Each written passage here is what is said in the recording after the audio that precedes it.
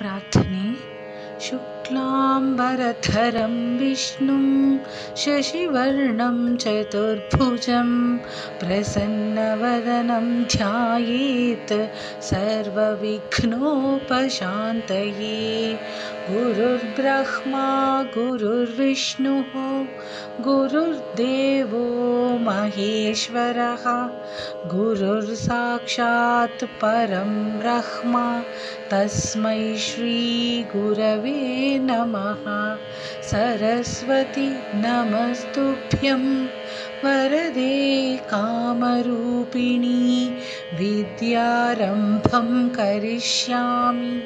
सिद्धिर्भवतु मे सदा। ध्यानं शान्तं पद्मासनस्थं शशिधरमकुटं पञ्चवक्त्रं त्रिनेत्रं शूलं वज्रं च खड्गं परशुमभयदं दक्षिणाङ्गे वहन्तं नागं पाशं च घण्टां ढमरुगसहितं चारुषं वामभागे नानालङ्कारयुक्तं स्फटिकमणिविभं पार्वतीशं नमामि। ह्रूङ्कार हीङ्कार रहस्ययुक्तं श्रीङ्कार गूढार्थ महाविभूत्य ओङ्कार मर्म प्रतिपादिनीभ्यां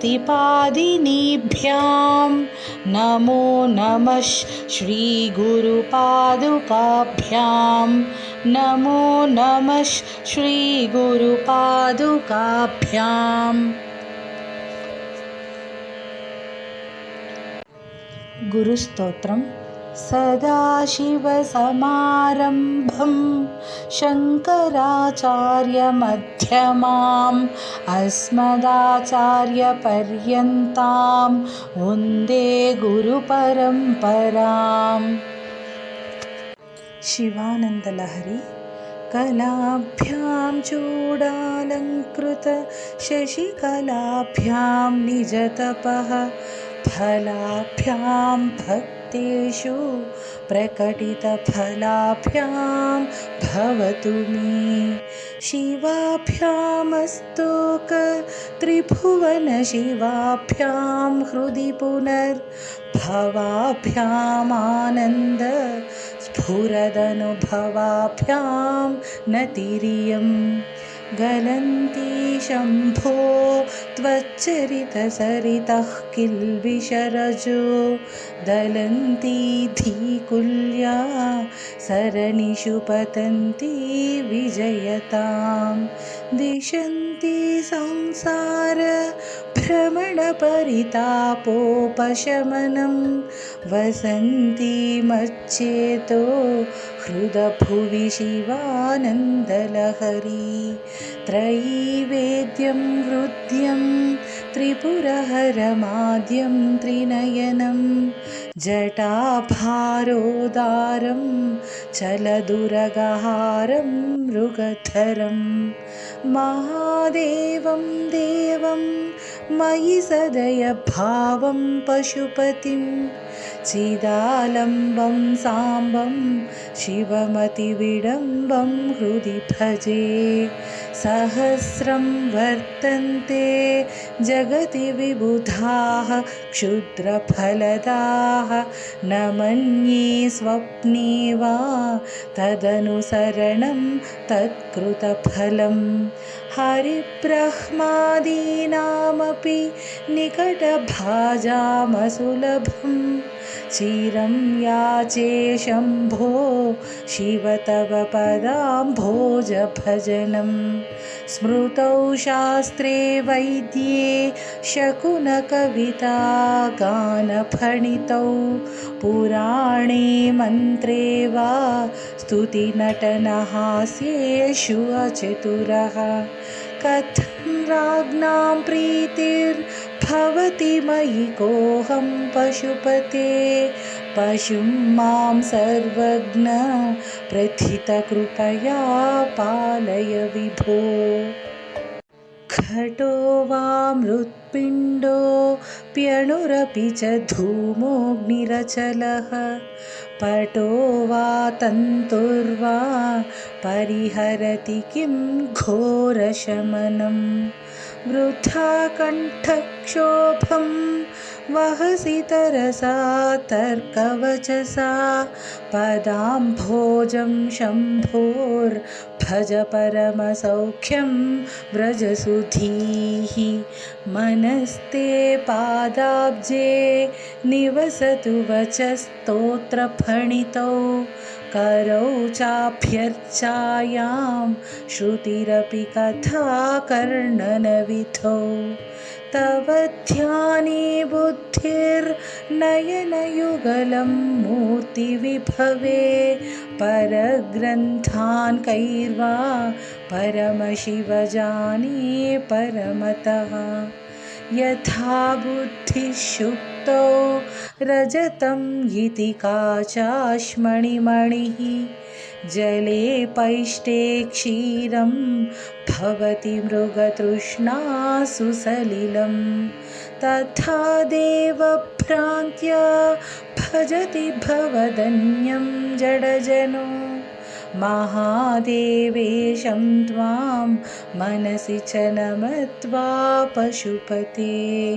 गभीरे कासारे विशति विजने घोरविपिने विशाले शैले च भ्रमति कुसुमार्थं जडमतिः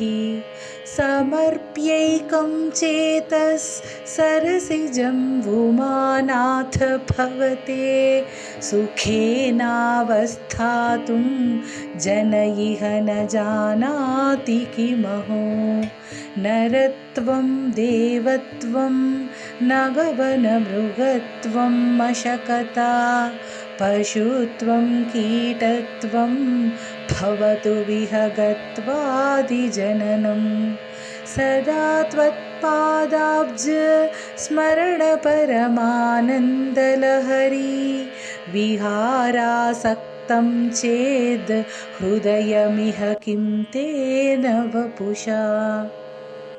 शिवानन्दलहरी 11 to 15 श्लोकास्। वटुर्वा गेही वा यतिरपि जटी वा तदितरो नरो वा यः कश्चिद् भवतु भव किं तेन भवति यदीयं हृत्पद्मं यदि भवदधीनं पशुपते तदीयस्त्वं शम्भो भवसि भव भारं च वहसि गुहायां गेहे वा बहिरपि वने वाद्रिशिखरे जले वा वह्नौ वा वसतु वसतेः किं वद फलम् सदा यस्यैवान्तः करणमपि शम्भो तव पदे स्थितं च योगोऽसौ स च परमयोगी स च सुखी असारे संसारे निजभजन दूरे जडधिया भ्रमन्तं मामन्धं परमकृपया पातुमुचितं मदन्यः को दीनः तव कृपणरक्षाति निपुणः त्वदन्यः को वामी त्रिजगति शरण्यः पशुपते प्रभुस्त्वं दीनानां खलु परमबन्धुः पशुपते प्रमुख्योऽहं तेषामपि किमुत बन्धुत्वमनयोः त्वयैव क्षन्तव्याः शिवमदपराधाश्च सकलाः प्रयत्नात् कर्तव्यं मदवनमियं बन्धुसरणिः उपेक्षा नो चेत् किं न हरसि भवध्यानविमुखां दुराशा भूयिष्ठां विधिलिपिमशक्तो यदि भवान् शिरस्तत्त्वदिद्धात्रं न खलु सुवृत्तं पशुपते कथं वा निर्यत्नं करनखमुखे नैव लुलितम्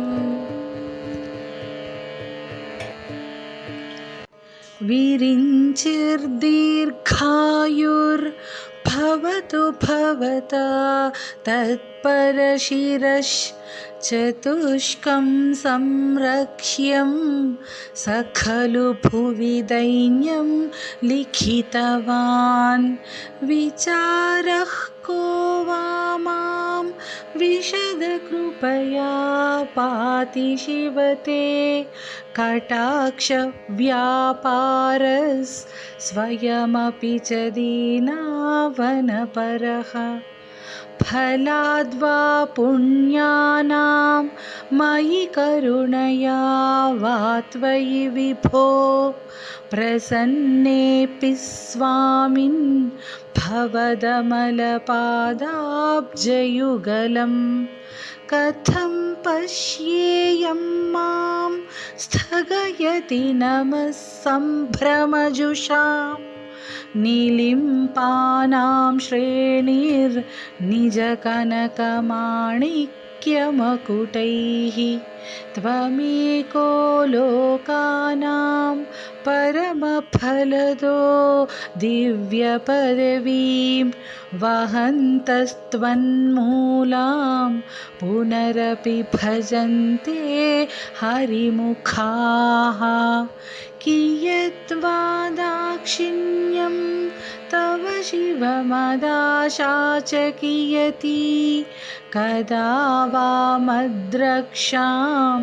वहसि करुणापूरितदृशा दुराशा भूयिष्ठे दुरधिपगृहद्वारघटके दुरन्ते संसारे दुरितनिलये दुःखजनके मदायासं किं न व्यपनयसि कस्योपकृतये वदेयं प्रीतिश्चेत् तव शिवकृतार्थाः खलु वयं सदा मोहाटव्यां चरति युवतीनां कुचगिरौ नटत्याशाखास्वटति झटिति स्वैरमभितः कपालिन् भिक्षो मे हृदयकपिमत्यन्तचपलं दृढं भक्त्या बद्ध्वा शिव भवदधीनं कुरु विभो धृतिस्तम्भाधारां दृढगुणनिबद्धां सगमनां विचित्रां पद्माढ्यां प्रतिदिवससन्मार्गघटितां स्मरारे मच्चेतस् स्फुटपटकुटीं प्राप्य विशदां जयस्वामिन् शक्त्या सह शिवगणैः सेवितविभो प्रलोभाद्यैरर्थाहरण परतन्त्रो धनिगृहे प्रवेशोद्युक्तः सन् भ्रमति बहुधा तस्करपते इमं चेतश्चोरं कथमिह सहे शङ्कर विभो तवाधीनं कृत्वा मयि निरपराधे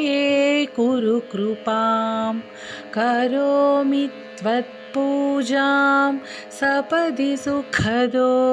मे भव विभो विधित्वं विष्णुत्वं दिशसि खलु तस्याः फलमिति पुनश्च त्वां द्रष्टुं दिवि भुवि वहन् पक्षिमृगताम् अदृष्ट्वा तत्खेदं कथमिह सहे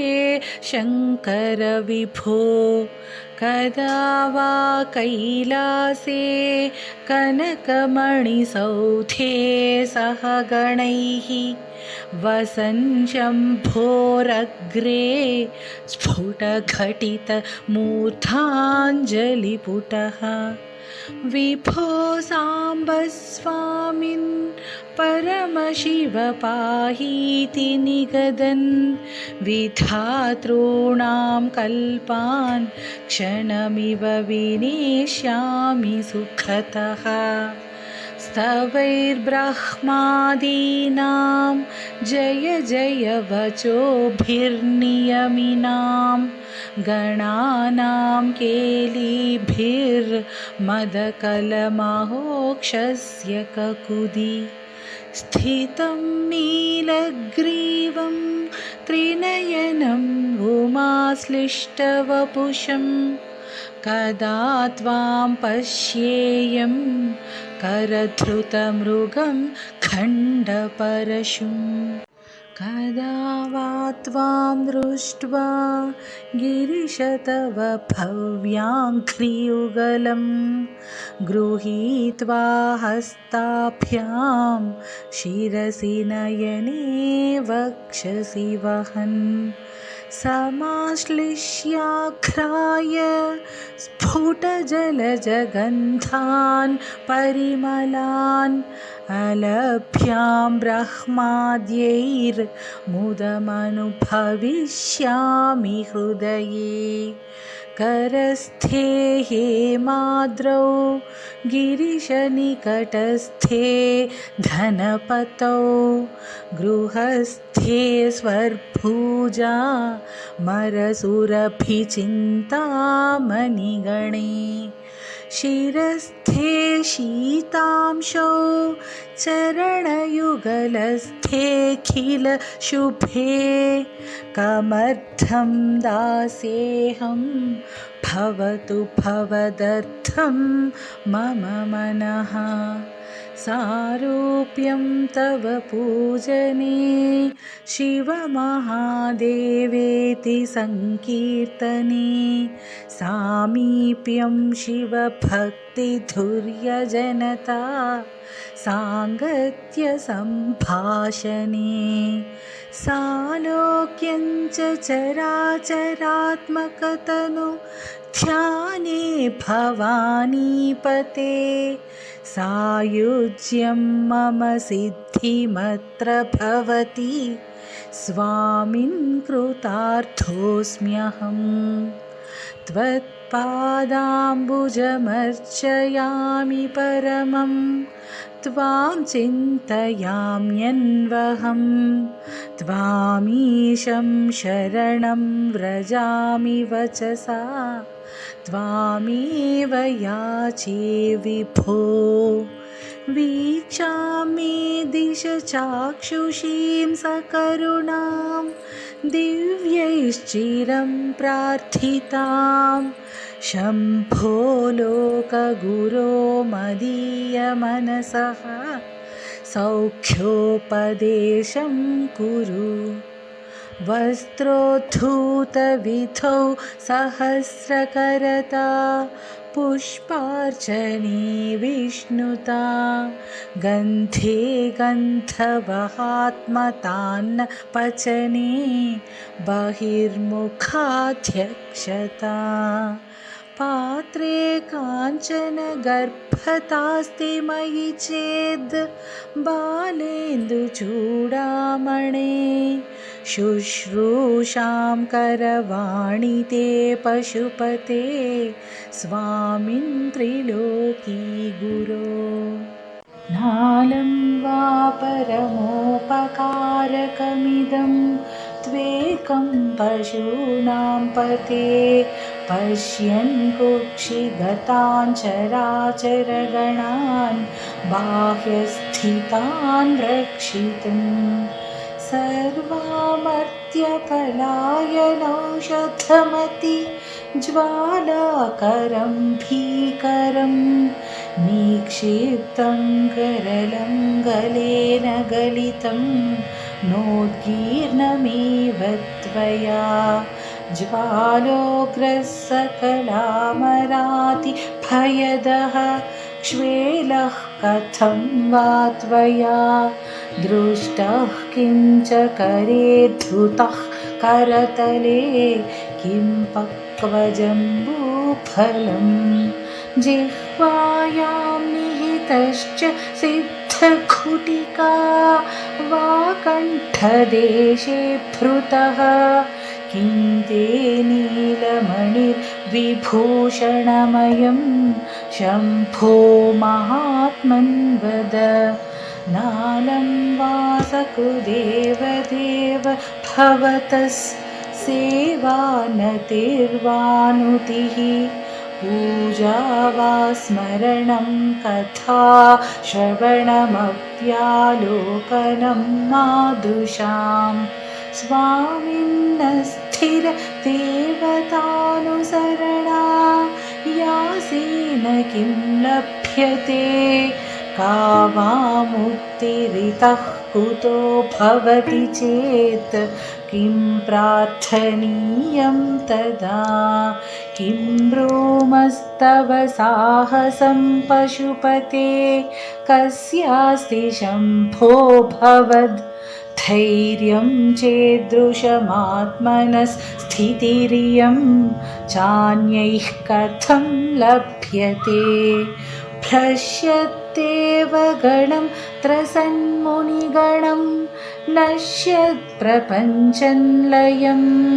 पश्यन्निर्भय एक एव विहरत्यानन्दसान्द्रो भवान् योगक्षेमधुरं धरस्य सकलश्रेयःप्रदोद्योगिनो दृष्टादृष्टमतोपदेशकृतिनो बाह्यान्तरव्यापिनः सर्वज्ञस्य दयाकरस्य भवतः किं वेदितव्यं मया शम्भो त्वं परमान्तरङ्ग इति मे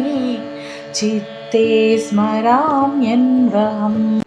भक्तो भक्तिगुणावृते मुदमृता पूर्णे प्रसन्ने मनः कुम्भे साम्बतवाङ्घ्रि पल्लवयुगं संस्थाप्य संवित्फलं सत्वं मन्त्रमुदीरयन्निज शरीरागारशुद्धिं वहन् पुण्याहं प्रकटीकरोमि रुचिरं कल्याणमापादयन् आम्नायां बुद्धिमादरेण सुमनः सङ्घासमुद्यन्मनो मन्थानं दृढभक्तिरज्जुसहितं कृत्वा मथित्वा ततः सोमं कल्पतरुं सुपर्वसुरभिं चिन्तामणिं धीमतां नित्यानन्दसुधां निरन्तररमा सौभाग्यमातन्वते प्राक्पुण्याचलमार्गदर्शित सुधामूर्तिः प्रसन्नः शिवः सोमः सद्गुणसेवितो मृगधरः पूर्णास्तमोमोचकः चेतः पुष्करलक्षितो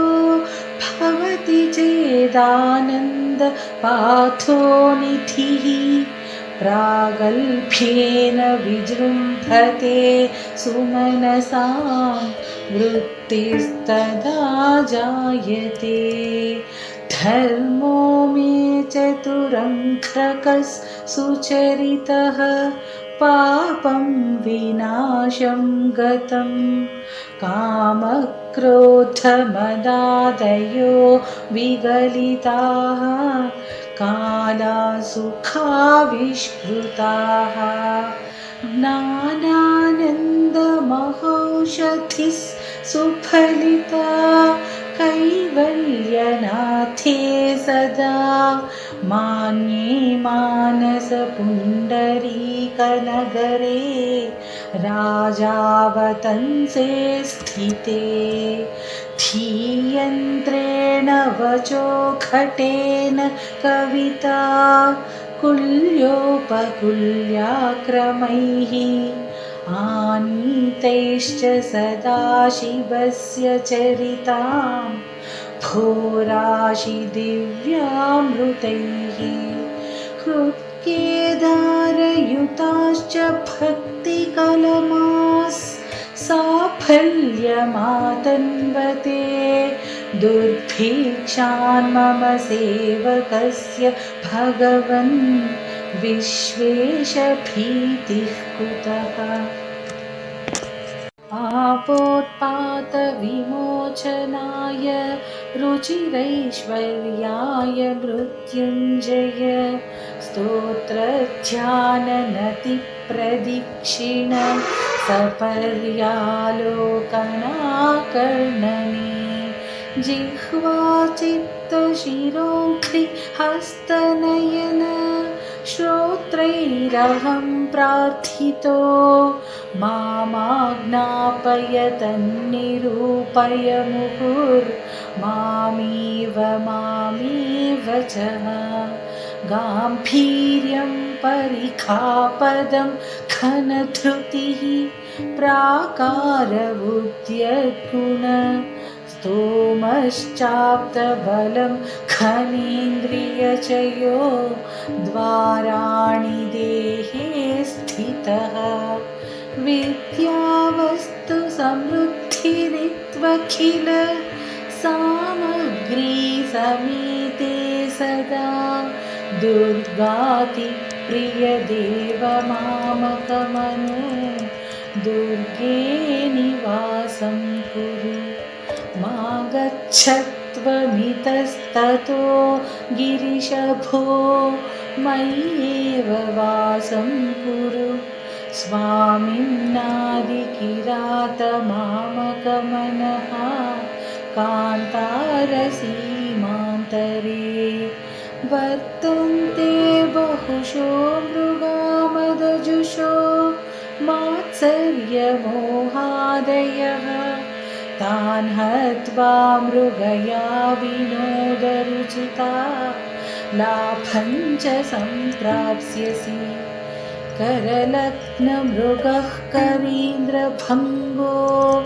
घनशार्दूलविखण्डनोस्तजन्तुः गिरिशो विशदाकृतिश्च चेतः कुहरे पञ्चमुखोऽस्ति मे पुतोभिः छन्दश्शाखिशिखान्वितैर्द्विजवरैः संसेविते शाश्वते सौख्यापादिनि खेदभेदिनि सुधा सारैः फलैर्दीपिते चेतः पक्षिशिखामणे त्यज वृथा सञ्चारमन्यैरलम् नित्यं शङ्करपादपद्मयुगली नीरे विहारं कुरु आकीर्णेन खराजिकान्ति विभवैः उद्यत्सुधा वैभवैः आधौ तेऽपि च पद्मरागललिते हंसव्रजैराश्रिते नित्यं भक्तिवधू गणैश्च रहसि स्वेच्छया इच्छाविहारं कुरु स्थित्वा मानसराजहंस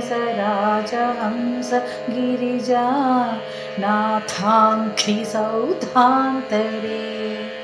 शम्भुध्यानवसन्त सङ्गिणि हृदा रामेघजीर्णच्छदाः स्वस्था भक्तिलता छटा विलसिताः पुण्यप्रवालश्रिताः दीप्यन्ते गुणकोरका जपवचः पुष्पाणि सद्वासना ज्ञानानन्दसुधामरन्दलहरी संवित्फलाभ्युन्नतिः नित्यानन्दरसालयं सुरमुनि स्वान्ताम्बुजाताश्रयं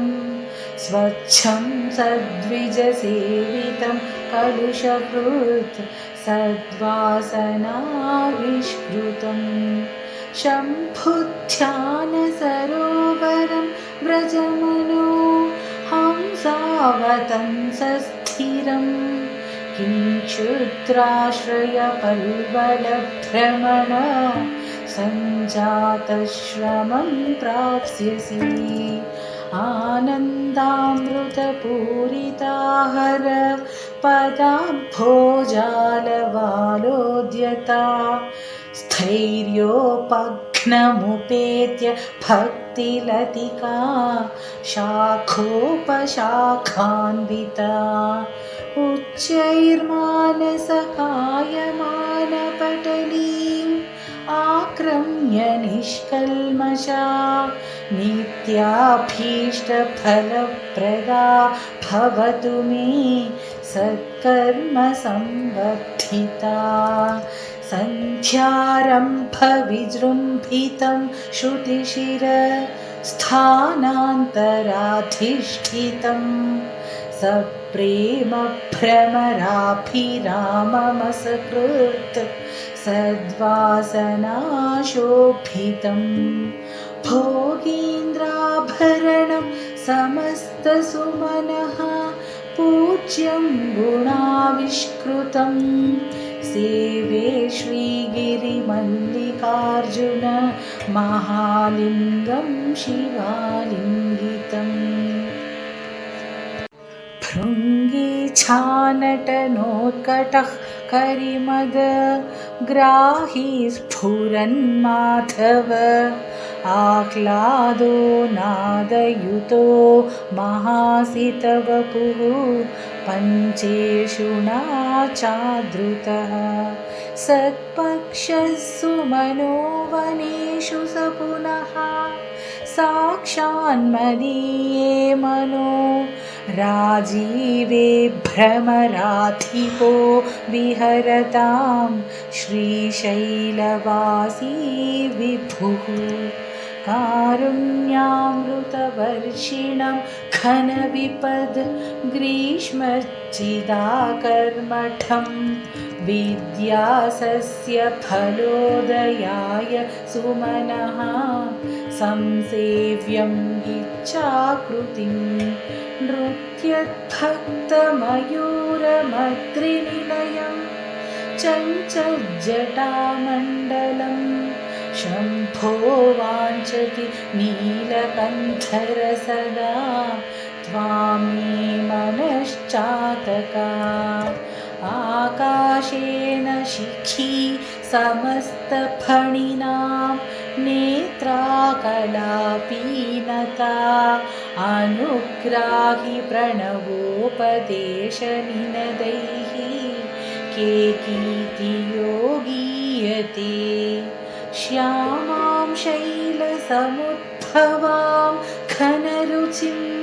दृष्ट्वा नटन्तं मुदा वेदान्तोपवने विहाररसिकं तं नीलकण्ठं भजे सन्ध्याकर्म दिनात्ययो हरि कराघातप्रभूतानक ध्वानो वारिदगर्जितं दिविशदां दृष्टिच्छटा चञ्चला भक्तानां परितोषबाष्पविततिः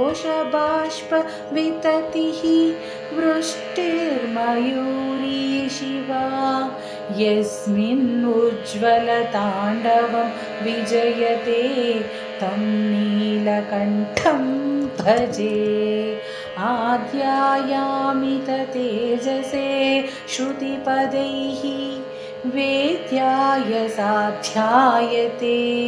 विद्यानन्दमयात्मनि त्रिजगतः संरक्षणोद्योगिनी ध्येयायाखिलयोगिभिः सुरगणैर्गेयाय मायाविने सम्यक्ताण्डवसम्भ्रमाय जटिने सेयं नतिशम्भवे नित्याय त्रिगुणात्मने पुरजिते कात्यायनी श्रेयसे सत्यायादिकुटुम्बिने मुनिमनः प्रत्यक्षचिन्मूर्तये मायासृष्टजगत्त्रयाय सकलां न्यायान्तसञ्चारिणे सायं ताण्डवसम्भ्रमाय जटिने सेयं नतिशम्भवे नित्यं स्वोदरपोषणाय सकलान् उद्दिश्य वित्ताशया व्यर्थं पर्यटनं करोमि भवतः सेवां न जाने विभो मज्जन्मान्तरपुण्यपाकबलतः त्वं सर्वान्तरः तिष्ठस्येव हि तेन वा पशुपते ते रक्षणीयोऽस्म्यहम् एको वारिजबान्धवः क्षितिनभो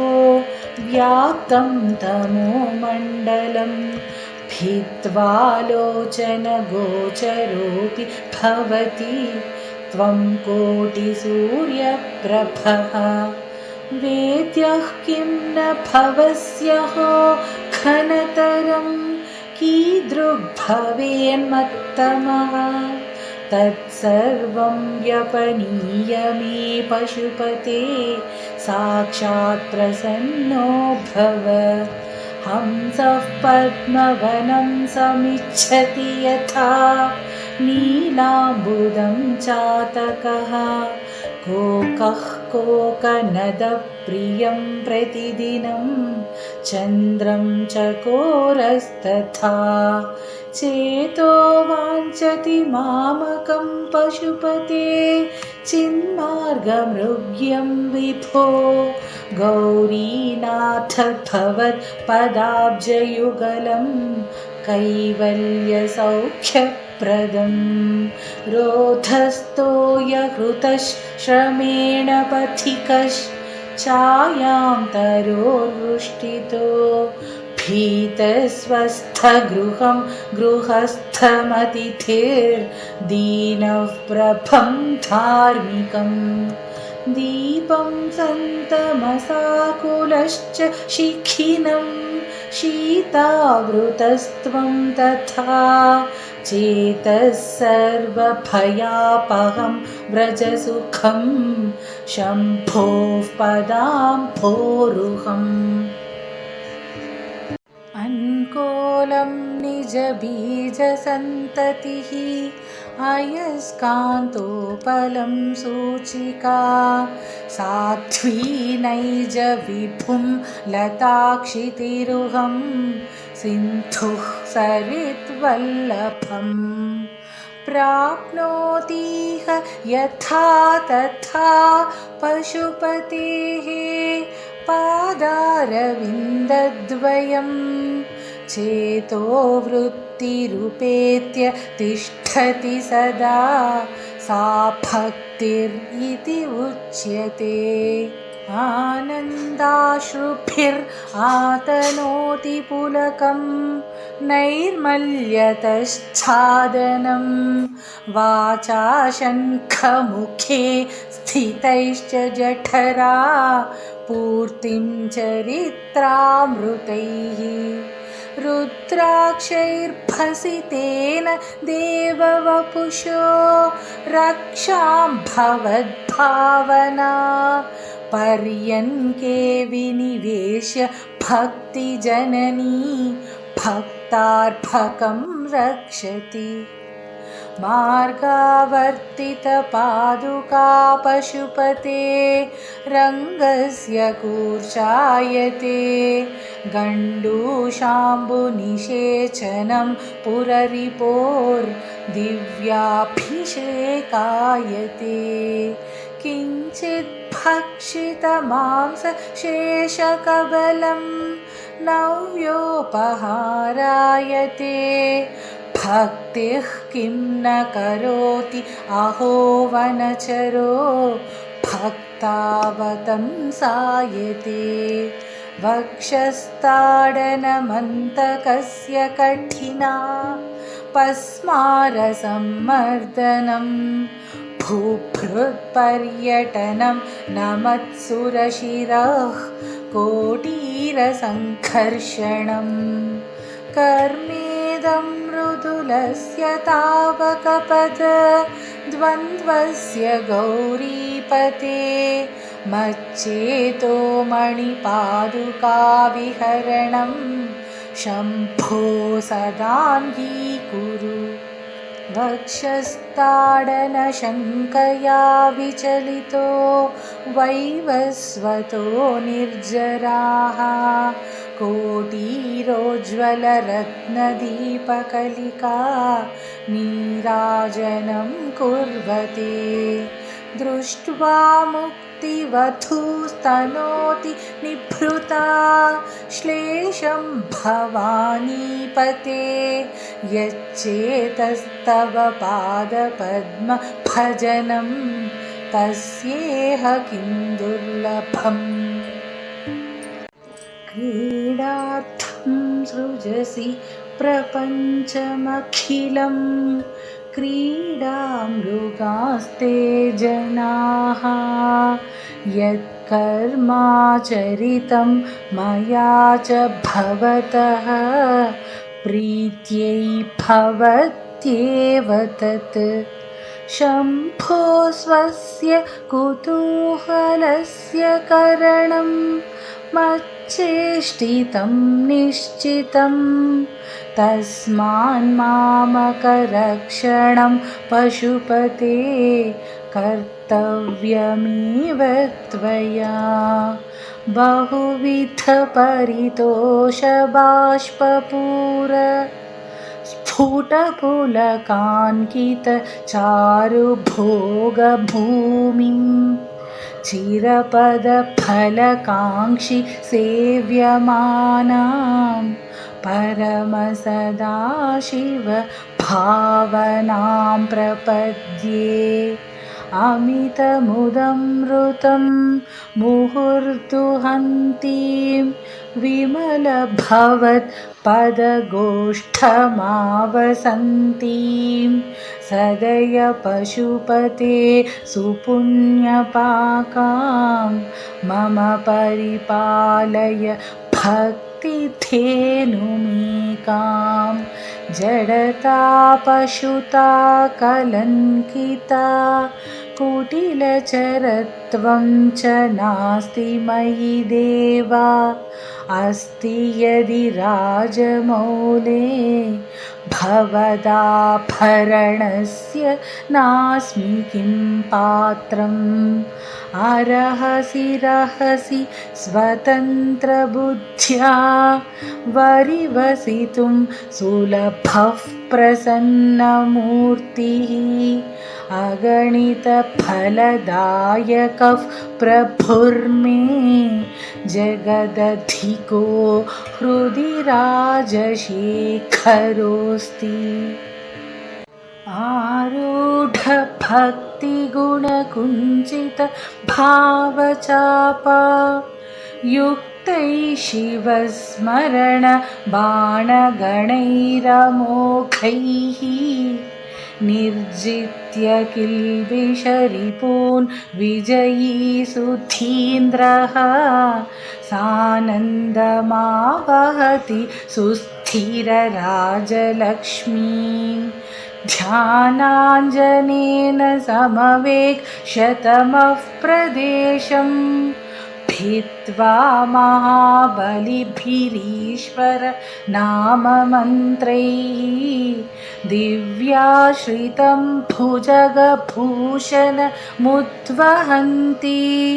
ये पादपद्ममिह ते शिवते कृतार्थाः भूदारतामुदवहद् यदपेक्षया श्रीभूदार एव किमतः लभस्व केदारमाकलितमुक्तिमहौषधीनां पादारविन्दभजनं परमेश्वरस्य आशापाशक्लेशदुर्वासनादि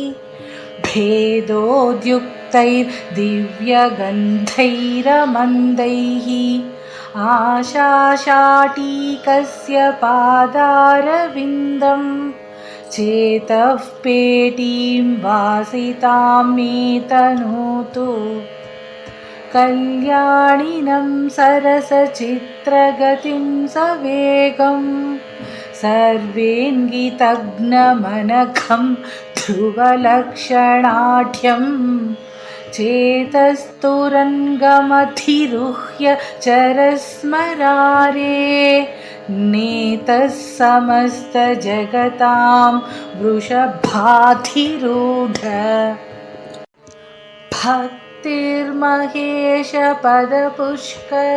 भक्तिर्महेशपदपुष्करमावसन्ति कादम्बिनीव कुरुते परितोषवर्षं सम्पूरितो भवति यस्य मनस्तटाकः तज्जन्म सस्यमखिलं सफलं च नान्यत् बुद्धिस्थिरा भवितुमीश्वरपादपद्म सक्तावधूर्विरहिणीव सदा स्मरन्ति सद्भावना स्मरण दर्शन कीर्तनादि सम्मोहितेव शिवमन्त्र जपेन विन्ते सदुपचारविधिष्वनुबोधितां सविनयां सुहृदं समुपाश्रितां मम समुद्धर बुद्धिमिमां प्रभो वरगुणेन नवोढवधूमिव नित्यं योगी मनस्सरोजदल सञ्चारक्षमस्त्वत्क्रमः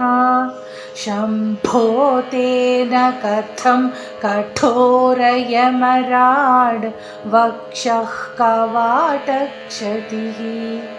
अत्यन्तं मृदुलं त्वदङ्घ्रियुगलं हा मे मनश्चिन्तयति ये तल्लोचनगोचरं कुरु विभो हस्तेन संवाहये येष्यत्येष जनिं मनोऽस्य कठिनं तस्मिन्नटानीतिमद् रक्षायै गिरिसीम्निकोमलपद न्यासः पुराभ्यासितः नो चेद्दिव्यगृहान्तरेषु सुमनस्तल्पेषु वेद्यादिषु प्रायः सत्सु शिलातलेषु नटनं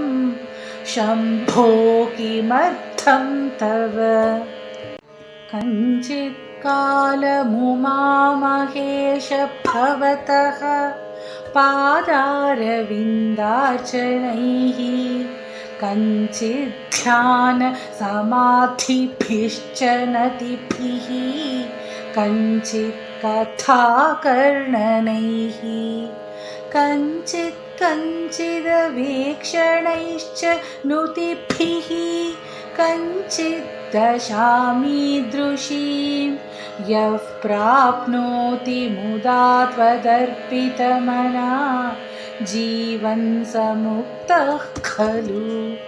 बाणत्वं वृषभत्वमर्थवपुषा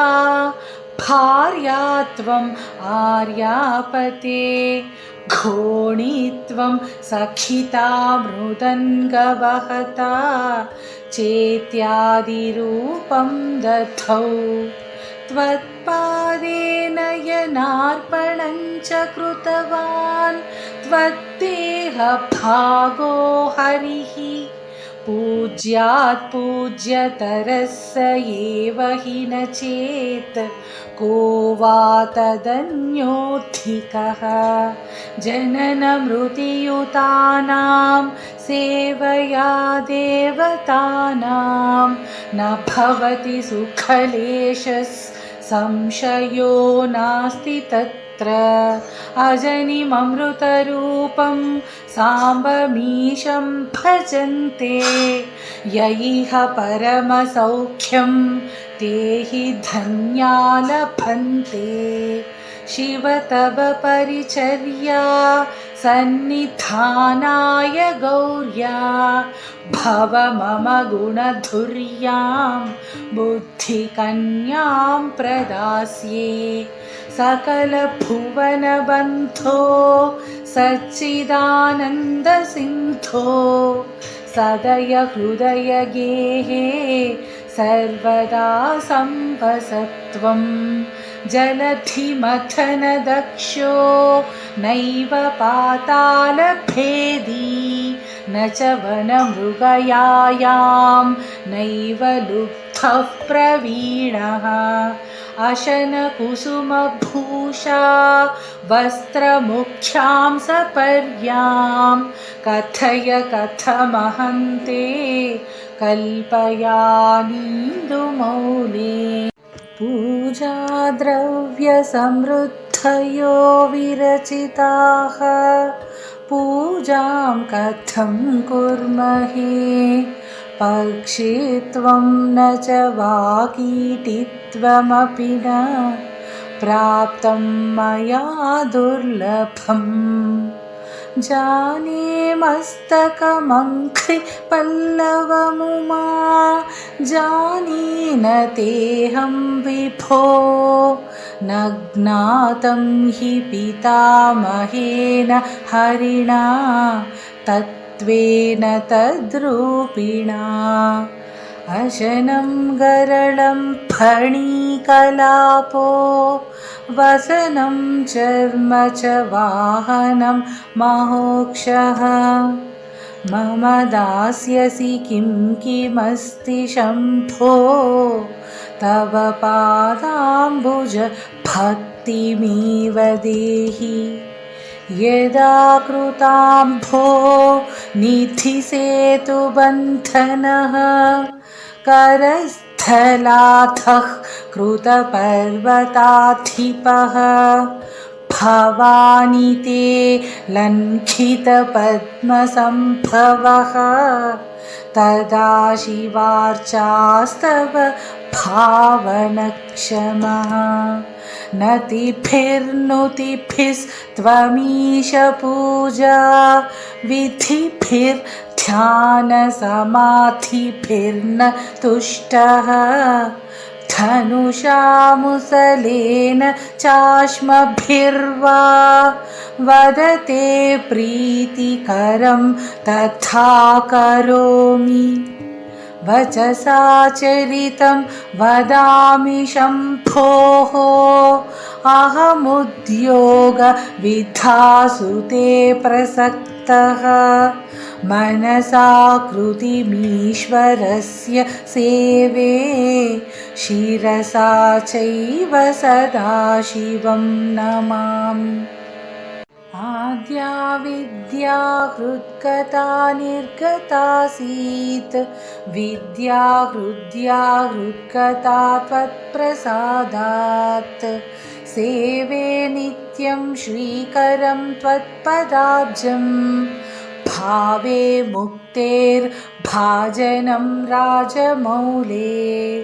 दूरीकृतानि दुरितानि दुरक्षराणि दौर्भाग्यदुःख दुरहङ्कृति दुर्वचांसि सारं त्वदीयचरितं नितरां पिबन्तं गौरीश मामिह समुद्धर सत्कटाक्षैः सोमकलाधरमौलौ कोमलघनकन्धरे महामहसि स्वामिनि गिरिजानाथे मामकहृदयं निरन्तरं रमतां सारसनाते नयने तावेव करौ स एव कृतकृत्यः यायेयौ यो भर्गं वदति क्षेते सदार्चत स्मरति अतिमृदुलौ मम चरणौ अतिकठिनं ते मनोभवानीश इति विचिकित्सां सन्त्यज शिव कथमासीद् गिरौ तथा प्रवेशः धैर्याङ्कुशेन निभृतं रभसादाकृष्य भक्तिशृङ्खलया पुरहरचरणालानि हृदयमदेभं बधानचिद्यन्त्रैः प्रचरत्यभितः प्रगल्भवृत्त्या मदवानीश मनः करीगरीयान् परिगृह्य नयेन भक्तिरज्वा परमस्थाणुपदं दृढं नयामुम् सर्वालङ्कारयुक्तां सरलपदयुतां साधुवृत्तां सुवर्णां सद्भिः संस्तूयमानां सरसगुणयुतां लक्षितां लक्षणाढ्याम् उद्यद्भूषा विशेषामुपगतविनयां द्योतमानार्थरेखां कल्याणीं देवगौरीप्रिय मम कविता कन्यकां त्वं गृहाण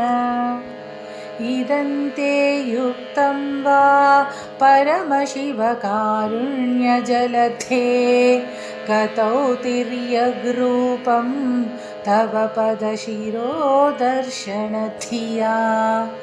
हरिब्रह्माणौ तौ दिवि भुवि चरन्तौ श्रमयुतौ कथं शम्भो स्वामिन् कथय मम वेद्योऽसि पुरतः स्तोत्रेणालमहं प्रवच्मि न मृषा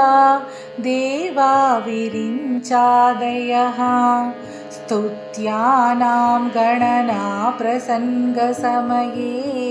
त्वामग्रगण्यं विदुः माहात्म्याग्रविचारणप्रकरणे ध्यानातुषस्तोमवद् धूतास्त्वां विदुरुत्तमोत्तमफलं शम्भो भवत्सेवकाः। मुक्ताय प्रार्थने। शङ्कराय शङ्कराय शङ्कराय मङ्गलं शङ्करी मनोहराय शाश्वताय मङ्गलं गुरुदेव मङ्गलं सद्गुरुदेवमङ्गलं शङ्कराय शङ्कराय शङ्कराय मङ्गलं शङ्करी मनोहराय शाश्वताय मङ्गलं